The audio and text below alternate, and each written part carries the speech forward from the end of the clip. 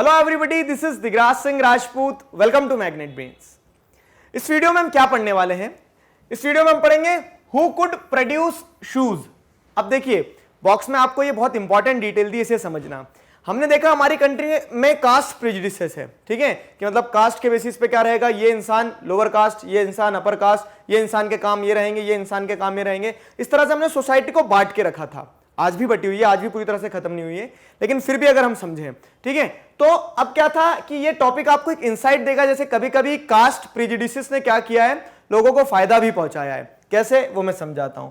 अब इंडिया में क्या है, एक सोशल प्रैक्टिस है रिगार्डिंग शू मेकिंग। क्या सोशल प्रैक्टिस है? तो जैसे आपने सुना होगा, एक सो कॉल्ड कास्ट कहा जाता है चमहार, ठीक है, या फिर मोची जिसे कहा जाता है। तो अब क्या कहते हैं कि यही लोग क्या करेंगे, यही लोग शूज वगैरह बनाएंगे, ठीक है।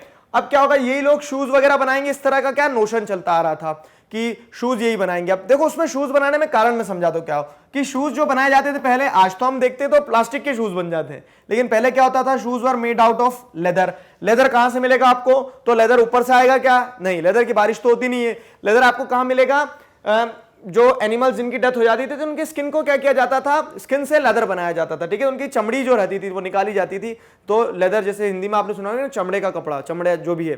तो leather workers have been traditionally held in contempt since they work with dead animals which are seen as dirty and polluting.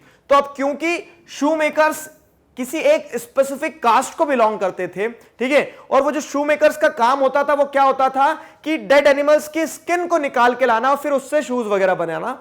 तो उस सेंस में क्या किया जाता था कि क्योंकि उस काम को डर्टी और पॉल्यूटिंग माना जाता था कि आप किसी डेड एनिमल को क्या कर रहे हैं, उसकी स्किन निकाल रहे हैं, सारी चीजें, ठीक है। तो अब रिलेट करना, तो इसके चलते क्या उन्होंने बोल दिया कि ये काम करने वाले लोग अलग ही रहेंगे, एक ही कास्ट के लोग रहेंगे, और उस कास्ट को क्या माने जाने लगा, अनटचेबल माना जाने लगा, ठीक है। उसे अनटचेबल कंसीडर किया जाने लगा। ऐसा कंसीडर किया जाने लगा क्या कि इस कास्ट ग्रुप के साथ में हमें मिलने मिलाने की जरूरत नहीं है और इनका काम अलग है, ये अपना काम करते रहे, ठीक है। उन्हें डर्टी और पॉल्यूटिंग कंसीडर किया जाता था। अब देखो क्या होता है, तो things change during first world war. लेकिन क्या होता है, फर्स्ट वर्ल्ड वॉर के टाइम पे जो अभी तक सहते आ रहे थे लेदर वर्कर्स, ठीक है, जो शू बनाने का शू मेकर्स जो थे, तो वो सहते जो आ रहे थे, तो उन्हें अपनी उस कास्ट में बिलोंग होने का कभी कभी ऐसा गिल्ट फील होता था कि क्यों हमारे साथ ऐसा किया जाता है। लेकिन फर्स्ट वर्ल्ड वॉर में उन्होंने मौके पे चौका मारा। कैसे, वो दिखाता हूं, देखो आपको। तो क्या होता है कि फर्स्ट वर्ल्ड वॉर के टाइम पे क्या होता है, the demand for war products increased.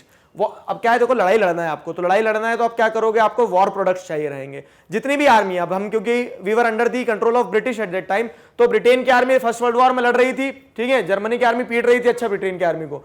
तो उस समय पे क्या हुआ कि उन्हें अपने सोल्जर्स को लड़वाने के लिए क्या चाहिए रहेंगे, जूते चाहिए रहेंगे। अब आप बोलोगे जूते से मारेंगे? नहीं, मतलब लड़ने के लिए तो जूते पहन के जाएंगे ना।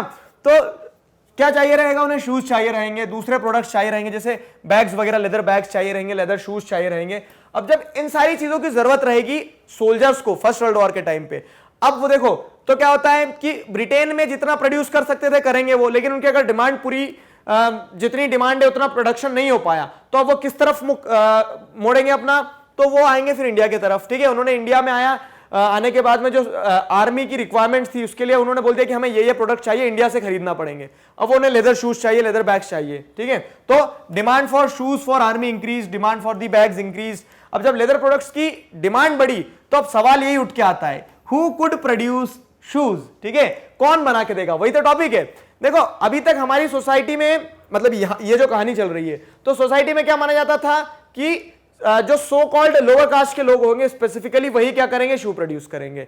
अब शू की डिमांड थी बल्क में, ठीक है, और क्या माना गया, कास्ट प्रेजुडिसेस जो थे, ठीक है, जो कास्ट को लेके पहले से सोच बनी हुई थी, ठीक है, प्रीजज जो करके बैठे थे कास्ट को लेके, ठीक है, तो caste prejudices against leather work meant that only the traditional leather workers, ठीक है, तो वो कास्ट प्रेजुडिस के चलते क्या माना गया कि जो ट्रेडिशनल लेदर वर्कर्स हैं, ठीक है, only the traditional leather workers and shoe makers were ready to supply army shoes, ठीक है। तो आर्मी शूज कौन बनाएगा? अब आर्मी शूज सिर्फ और सिर्फ जो ट्रेडिशनल शू मेकर्स थे वही बनाएंगे।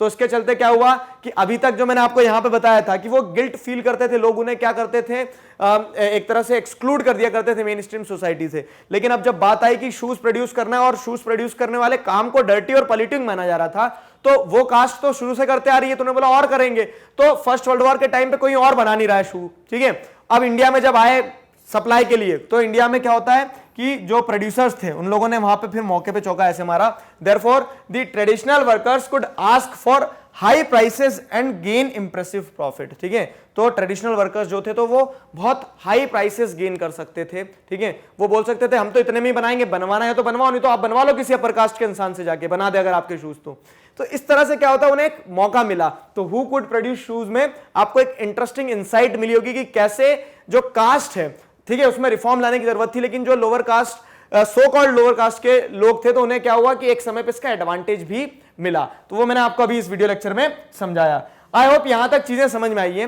किसी प्रकार के डाउट है तो कमेंट सेक्शन में पूछ सकते हैं। देखो अब हमारा जो सेकंड पिलर है वो चल रहा है। सेकंड पिलर में मैंने आपको क्या बताया, सेकंड पिलर में विमेन तो कंप्लीट हो गया है, कास्ट में मैंने आपको बेसिक इंट्रोडक्शन दे दिया, टॉपिक बता दिया, और अब इसी तरह से हम आगे बढ़ते जाएंगे। क्लियर है?